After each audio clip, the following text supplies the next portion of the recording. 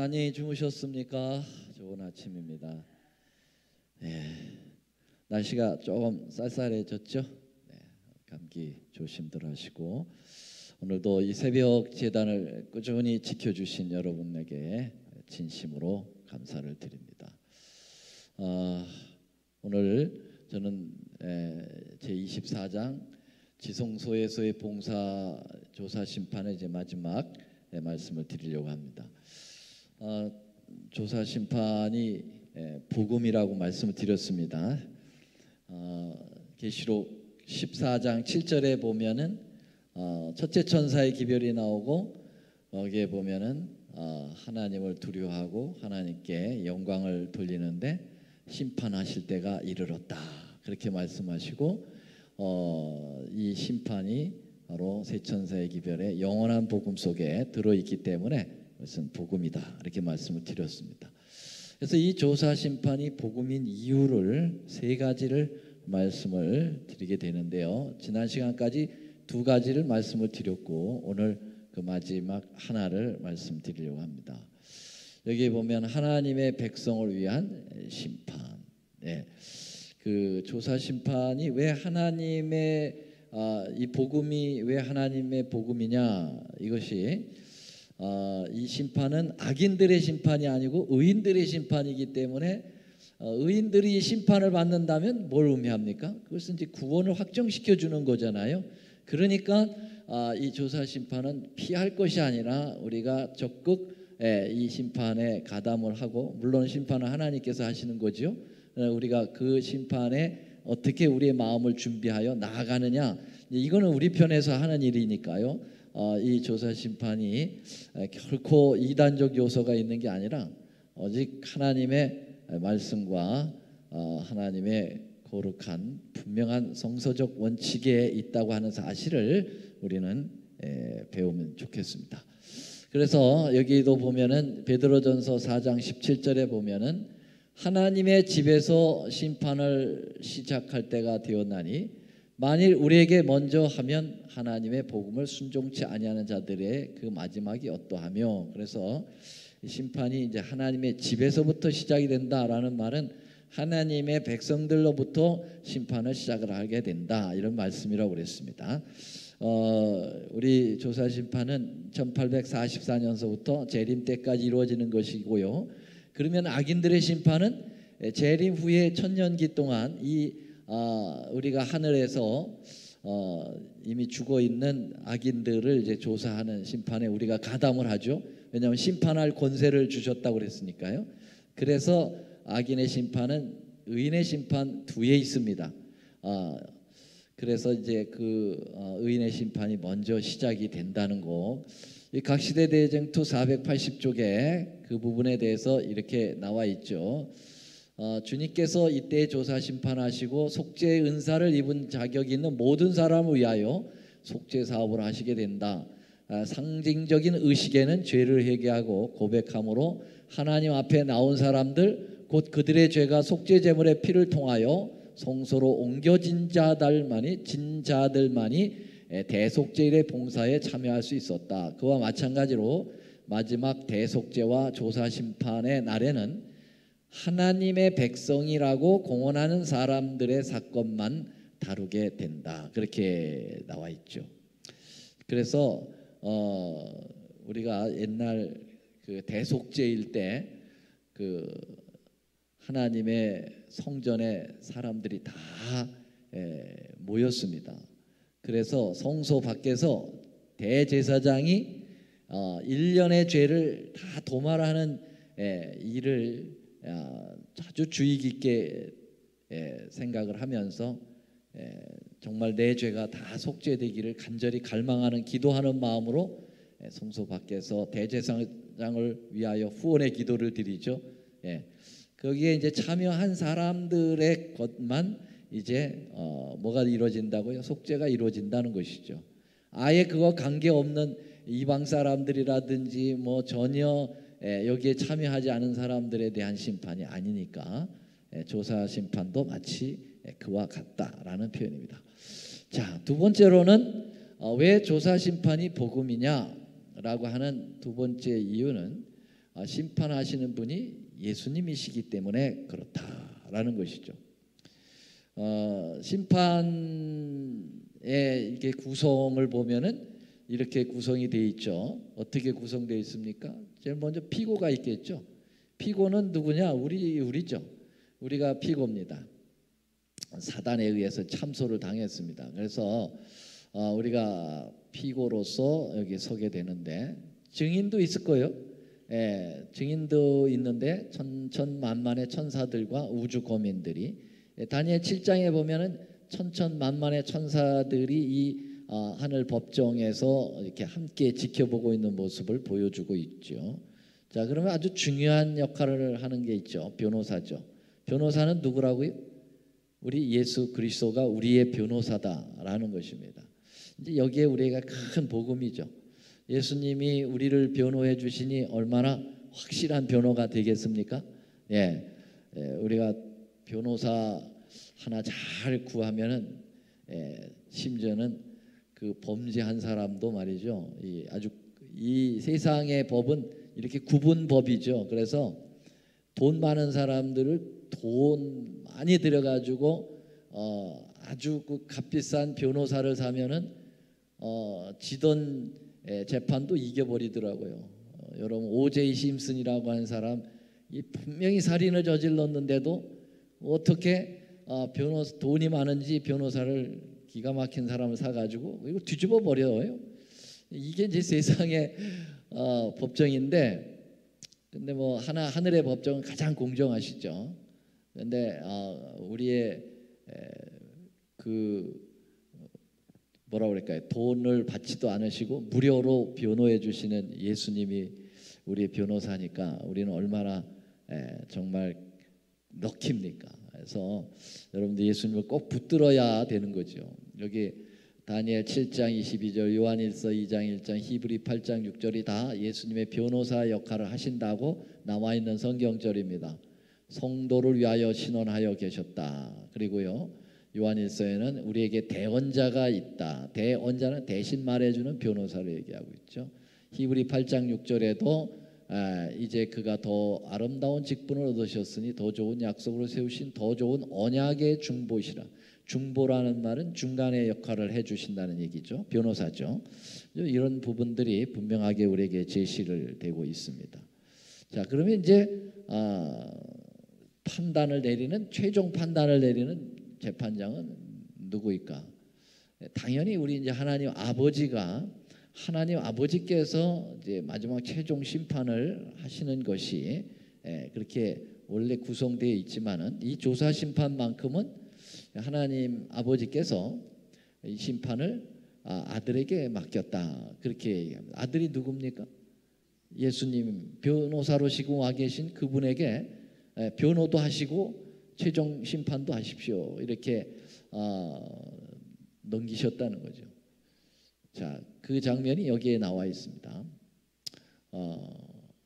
여기 성경절들이 다 어떻게 지워졌는데요. 위에 있군요. 요한복음 5장 22절에 아버지께서 아무도 심판하지 아니하시고 심판을 다 아들에게 맡기셨다. 또 요한복음 5장 27절에 또 인자됨을 인하여, 이게 인자가 예수님이죠. 예수님을 인하여 심판하는 권세를 받았다, 이 말이죠. 또 로마서 2장 16절에는 그 내 복음에 이른 바와 같이 하나님이 예수 그리스도로 말미암아 사람들의 은밀한 것을 심판하신다.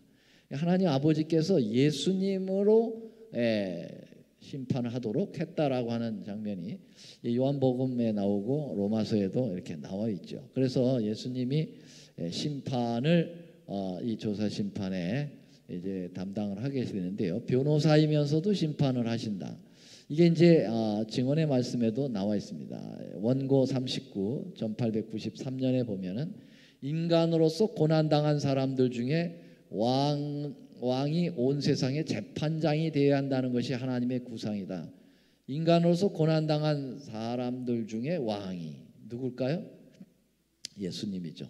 예수님이 인간으로 성육신하여 오셨잖아요. 그래서 그분이 이제 재판장이 되어야 된다는 것이 하나님 아버지의 구상이었다고 영감에 그런 이야기하고 있네요. 지상 법정에서 다소곳이 신문을 받으셨던 분이 누구예요? 예수님이에요. 하늘 법정에서 인간을 영원히 죽음으로부터 구원하기 위하여 오신 분이었다고 그랬죠. 그래서 노란 글씨 십자가의 죽음을 맛보신 그분만이 보상이나 형벌을 선고하도록 되어 있었다. 선고라는 건 최종 판단하는 거죠. 재판장이 하는 일입니다. 예, 그래서 이 증언의 말씀에도 그렇게 되어 있습니다. 재판장이라고 하는. 예. 자, 그러면은 이 재판의 결과는 뻔하죠. 예. 누구에게 유리합니까? 원고에게 유리합니까? 피고에게 유리합니까? 절대적 피고에게 유리합니다. 왜냐하면 피고의 변호사가 재판장이니까. 그러니까 물론 그냥 무조건 이렇게 유리하게 판정하는 건 아니죠. 우리 주님은 굉장히 의로우신 분이기 때문에 이렇게 돼도 천하 만민이, 우주 거민이, 심지어는 사단이 볼 때에도 이의를 제기할 수 없을 만큼 공정한 심판으로 의인들을 무죄로 선언을 하게 되는 것입니다. 그게 바로 뭘까요? 이 피고가 지은 모든 죄를 이 변호사가 다 가지고 자기가 담당을 하게 되는 거죠. 그래서 우리의 죄가 다 용서되고 무죄로 판정이 되면서 의롭다 인정이 되게 되는 것입니다. 그럼 예수님이 우리의 죄를 가져가기 위해서 어떻게 해야 되냐? 우리가 당할 모든 죄의 심판을 당신이 십자가에서 받은 거죠. 죽으신 거죠. 그래서 우리가 의롭고 주님도 의로우시고, 그래서 모든 재판이 가장 공정하게 피고에게 유리하게 이루어지는 그 조사 심판이라고 하는 사실을 여기서 보여주고 있는 것입니다. 자, 이제 오늘 마지막 하나를 말씀을 드리면서 조사 심판을 이제 마치도록 하겠습니다. 이 조사 심판이 복음인 이유가 예수님께서 이것을, 이 조사 심판이 있다라고 하는 사실을 예수님의 많은 비유 중에 하나인 마태복음 22장의 비유에서 확인을 시켜 주셨기 때문에 그렇습니다. 그 성경 말씀은 다 주님의 말씀이지만은 주님께서 직접 이렇게 말씀하신 부분은 더 강렬하게 들어오고 더 확실하게 생각되지 않습니까? 그래서 성경에 이렇게 보면은, 신약 성경에 보면 어떤 성경책은 예수님이 직접 말씀하신 거는 빨간 글씨로 이렇게 적어놨어요. 예. 그래서 이 복음서에 보면 이 빨간 글씨가 굉장히 많죠. 왜냐하면 예수님이 직접 말한 걸 바로 그대로 옮겨놓은 겁니다. 그러니까 성경 기자들이 자기의 사상을 담지 않고, 물론 사상 영감이기 때문에 하나님께서 기자들, 이 성경을 기록한 기자들의 영감을 주어서 그 영감에 의해서 이제 기록을 한 것이죠. 그러나 예수님이 직접 말씀하신 부분에 대해서는 이것은 더더욱 아주 확실하게 인간의 사상 영감이 아니라 직접 하나님의 말씀을 바로 기록을 해놓은 것이기 때문에 상당히 더 중요성이 있고 더 확신을 우리에게 주고 있는 그러한 느낌을 줍니다. 이 예수님이 직접 말씀하신 비유에서 조사 심판이라고 하는 그 단어는 사용하지 않았죠. 그러나 내용은 분명합니다.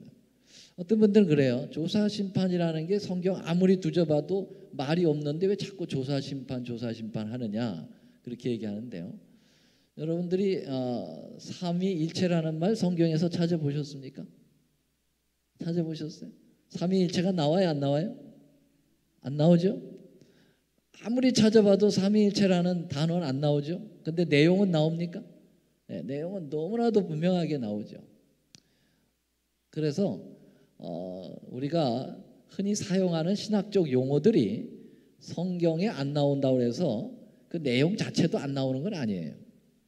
조사 심판도 그 단어가 성경에 한 번도 언급된 적이 없지만 그 내용은 너무나도 분명하게 성경에 많이 나오는 것입니다. 특별히 마태복음 22장이 그렇습니다. 마태복음 22장은 어떤 비유입니까? 어떤 비유는 예를 들어서 설명한 거예요. 실제적인 것이 표현하는 게 아니라 예를 들어서 사실 예수님께서 전하고자 하는 진리를 잘 풀어서 백성들에게 전달할 때 이 비유를 사용하죠. 우리 목회자들도 설교를 할 때 그냥 본문만 가지고 계속하는 게 아니라 그것을 잘 백성들이 알아듣게 하기 위하여 예를 들어서 예화를 들어가지고 이렇게 설명하면은 기가 막히게 그 진리가 머리에 쏙쏙 들어가게 되는 것을 발견하게 되지 않습니까? 그것을 바로 누구한테 배운 거냐면 다 예수님에게 배운 겁니다. 예수님은 마태복음 13장에 보면은 비유가 아니고서는 말씀을 하지 않으셨다 이렇게 할 정도로 그만큼 예수님은 비유를 사용하기를 참 좋아하세요. 이 뭐 비유에도 은유법이 있고 그 다음에 그 풍자법이 있고 역설법이 있고 여러 법이 있습니다. 그러한 각양각색의 비유를 우리 주님께서 자유자재로 사용을 하신 것이죠. 이제 그 비유 가운데 이 조사 심판을 이야기할 목적이라고만 볼 수는 없지만 여러 가지 이 비유에 주님께서 전달하고 싶어하는 진리가 있습니다. 마태복음 22장에 자, 이 비유가 뭘까요? 이걸 다 읽으면 시간이 없으니까요. 제가 말씀으로 설명을 드리고 여러분들 집에 가셔서 한번 읽어보시죠. 마태복음 22장의 비유가 뭐냐? 임금이 있었다는 거죠. 임금이 있었는데 임금이 이제 사랑하는 아들이 있었어요. 그래서 아들 이제 결혼시킬 때가 됐어요. 그래서 이제 결혼 날짜가 잡히고 이제 이 자기의 왕자를 이제 결혼시켜야 되는데 잔치를 베풀잖아요. 지금이나 옛날이나 결혼식만 하고 딱 끝납니까? 그렇지 않죠. 잔치를 베풀고 리셉션을 하지 않습니까? 피로연을 하지 않습니까? 이제 이렇게 혼인 잔치와 이 잔치에 이 혼인 결혼식과 이 잔치에 손님이 있어야죠. 당사자들만 결혼하고 끝나지 않지요. 손님 초청을 하게 됩니다. 그래서 왕이니까 부하들을 시켜가지고 우리나라의 곳곳에 다니면서 이제 사람을 불러와라, 초청하라. 근데 제일 먼저 이제 가라고 한 곳이 뭐냐면은 그래도 좀 올만한 사람들, 그렇게 좀 올만한 그런 마음을 가진 준비된 혹시 백성이 있으면 먼저 가서 초청을 하라. 근데 초청을 가서 했더니 다 뭐라 그랬냐면 오기를 싫어했다고 그랬어요. 나 그 도대체 왜 그랬는지 모르지만 왕이 하면 굉장히 큰 뭡니까? 왕이 초청한 것은 굉장히 큰 특권인데 이 비유에서는 이 사람들이 한결같이 왕이 그 부르는 청함에 오기를 싫어했다. 그랬어요. 어떤 사람은 뭐 농사를 져야 된다 하고 어떤 사람들은 뭐 이렇게 여러 가지 핑계를 대면서 오히려 그 종을 이렇게 심부름해온 종을 갖다가 능욕하고 죽였다 그렇게 나왔어요. 22장 5절에 보면 저희가 돌아보지 않고 하나는 자기 밭으로 하나는 자기 상업차로 가고 이 비유에서 가만히 보니까 임금의 그 초청 왕의 초청에 안 간 이유가 보니까 비즈니스 때문에 그랬다고 그랬어요. 비즈니스에 또 자기의 개인 사정 때문에. 그래서 사실은 그 한 나라의 백성들이라면은 그 왕의 그 명령에 먼저 따라야 되는 게 도리인데, 그런데 거절을 한 것입니다. 자기 비즈니스, 자기의 이익 때문에. 그래서 근데 거기까지는 좋아요. 좋은데 왜 그런지 모르지만 종들을 잡아서 능욕을 했다. 욕을 먹였다. 그리고 심지어는 죽였다. 그랬어요. 임금도 야, 안 오면 안 왔지.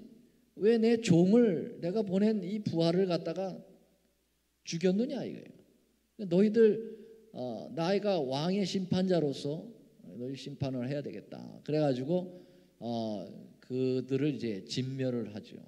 그리고 그 안 온 동네를 이제 불을 살았다. 그렇게 됐습니다. 그리고서는 이제 왕이 다시 사람들을 다시 청합니다. 다른 종들을 선택해서 다시 청하죠. 이번에는 그렇게 준비된 것처럼 보여지는 사람들에게 가지 말고 준비 안 된 사람도 좋다 이거예요. 다 불러오라 그랬어요. 그래서 사거리 길거리에서 사람 만나는 대로 혼인잔치에 청하여 오너라. 그래가지고 길가에 갔더니 악한 자도 있고 선한 자도 있고 모든 사람 데려오는 거예요. 거기에는 불쌍한 사람도 있고 거지도 있고 핸디캡도 있고 다 있어요. 그래서 혼인 자리에 손님이 가득 찼어요. 보기가 참 좋습니다. 그런데 한 가지 보기가 좀 싫은 게 있어요. 왕이 이렇게 보니까 그래도 명색이 왕의 아들의 잔치인데 그 옷 입고 온 것들이 보니까 형편없어요. 다 그 준비된 것처럼 된 사람들, 아까 그 거절한 사람들은 잘 사는 사람들인데 이 사람들 다 못 사는 사람들이에요. 그러니까 뭐 특별히 이렇게 옷을 준비할 만한 그런 돈이 없고 그러니까 그냥 있는 채로 온 것 같아요.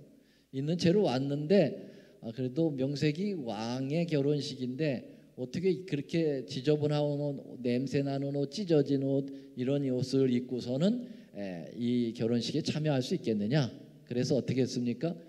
예복을 준비를 해 주었습니다.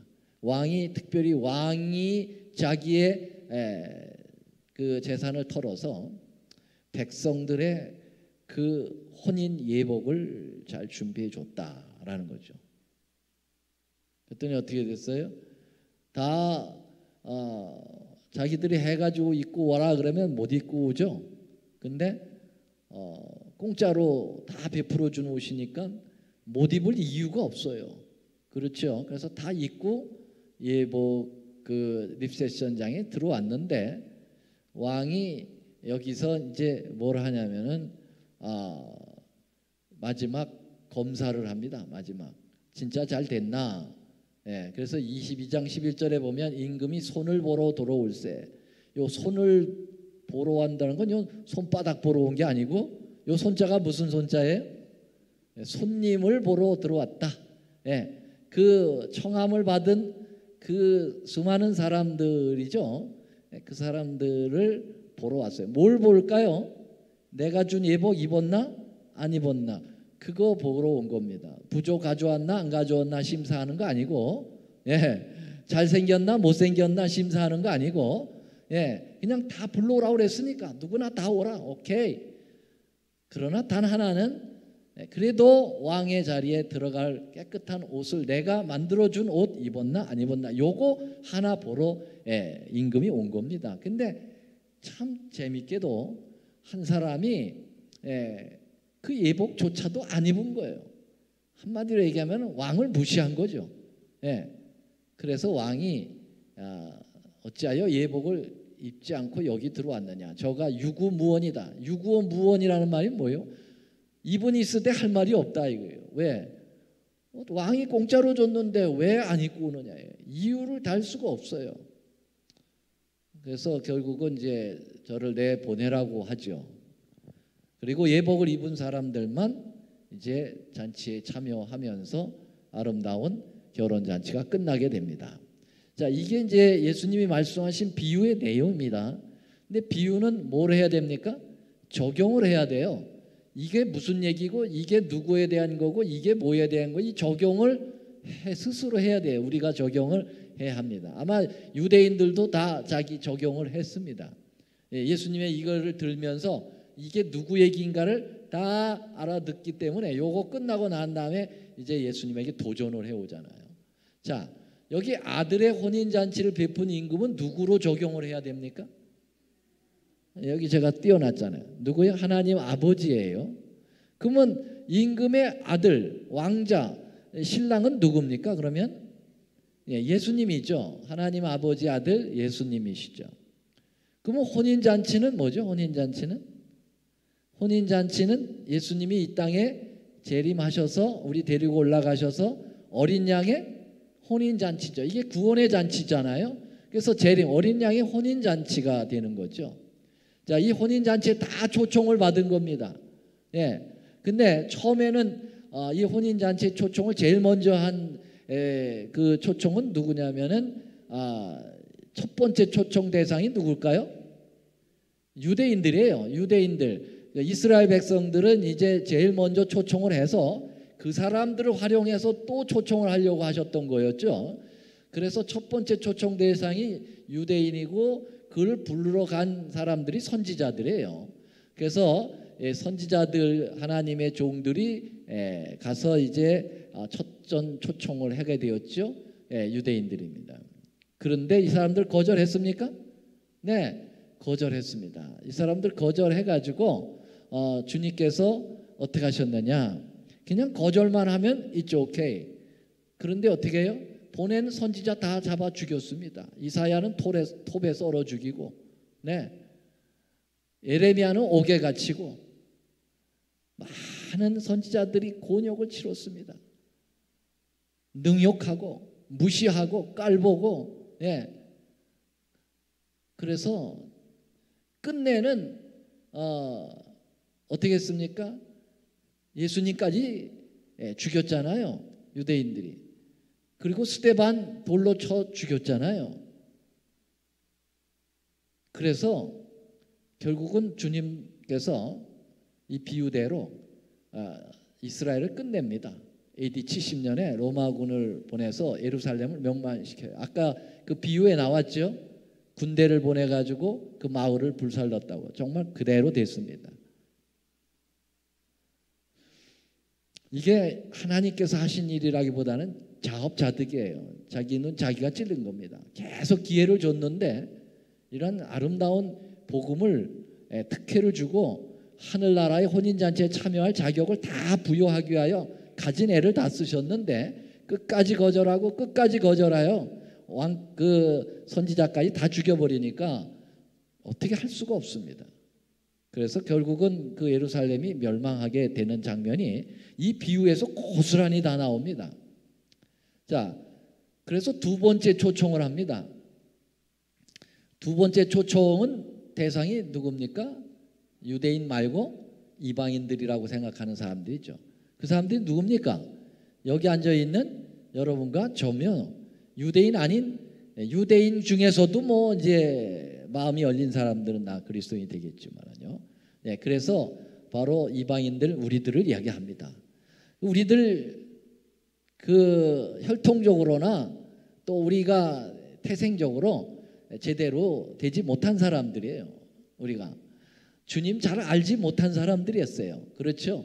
죄도 많고, 예, 아예 나하면서부터 우리 죄인이잖아요. 이리저리 다 부족하죠.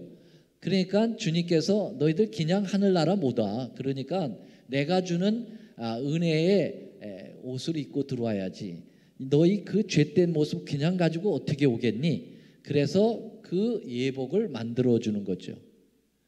그 예복이 바로 뭘까요? 바로 하나님의 은혜의 옷입니다.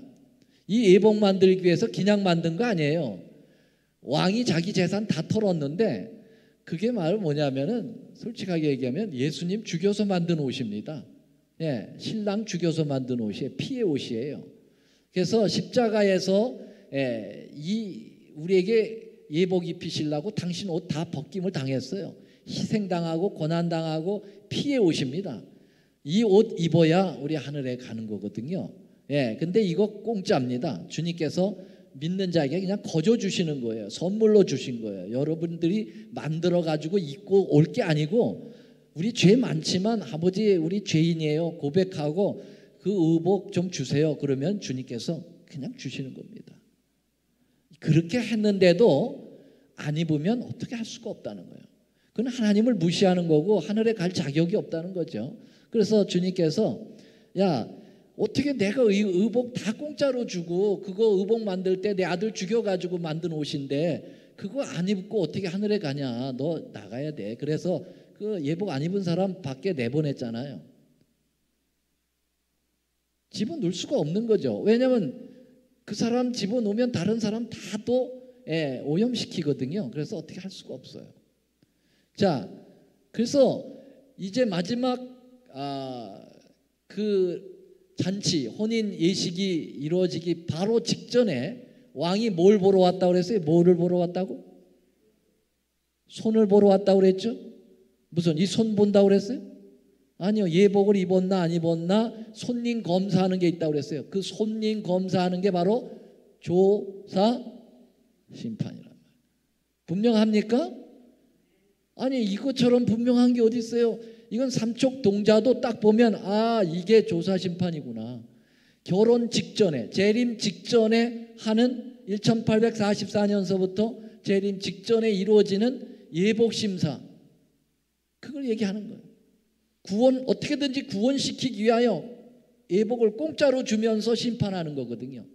그러니까 의인의 심판이고 이것이 복음이 아니고 무엇이겠습니까? 그래서 이제 우리가 마지막 심판의 날에 예복 안 입고 결국은 이제 멸망당하면 주님 앞에 유구무원일 겁니다. 할 말 없을 거예요. 뭘 할 말이 있어요? 주님께서 해줄 거 다 해줬는데. 우리 공로로 하늘에 가는 거 아니고, 그러면 우리 부처님 믿는 것처럼 힘들어요. 3,000배 4,000배 해야 주님 눈 하나 이렇게 깜짝거린다고 그랬는데, 그렇게 해가지고 어떻게 우리가 구원받겠어요? 예, 성철 스님은 장좌불화라고 그래가지고 앉아서 7년 동안 드러눕지 않고 살았대요. 그렇게 해서 도 터가지고 부처된다고 하면은 어떻게, 범인들은 어떻게 하겠어요? 그 사람도 그렇게 부처되지 못하고 돌아갔고 결국은요. 그렇게 안 됩니다. 그러니까 우리는 안 돼요. 그래서 하나님의 은혜가 필요한 거죠. 하나님의 은혜가 필요하다는 걸 표현한 게 조사심판이에요. 그러니까 여기 앉아 계신 여러분, 방송 듣는 여러분들도 우리 자신 보면 희망 없어요. 그러나 이렇게 주님 쳐다보면 희망이 있습니다. 그러니까 이 조사심판 기간에 여러분 은혜를 더욱더 누리시면서 기분 좋게 우리 하늘 번향에 가도록 합시다. 감사합니다. 사랑의 아버지, 우리 주님의 어린 양의 혼인 잔치가 매우 가까이 우리 곁에 와 있습니다. 이제 주님께서 거저 주신 예복을 입었는가 안 입었나 살피시는 하늘의 주님의 재림전 심판이 이루어지고 있습니다. 심판이라기보다는 우리에게 구원을 확정시켜 주시기 위한 주님의 열망이라고 볼 수 있겠습니다. 주님, 저희들 그 거저 주신 예복 꼭 입고 주님의 그 아름다운 어린 양의 혼인 잔치에 꼭 참여하는 우리 모두가 되도록 인도하시옵기를 우리 구주 예수님의 이름으로 간절히 기도드립니다.